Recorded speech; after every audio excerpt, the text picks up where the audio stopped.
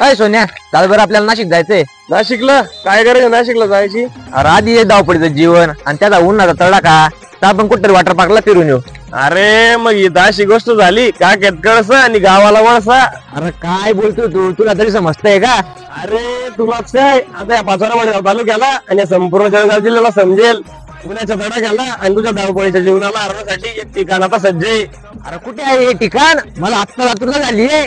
अरे वाट कशाची बघतो, चाल मग लवकर. अरे गोरळगड आहे ना, इथून फक्त 2 मिनिटाच्या अंतरावर आहे.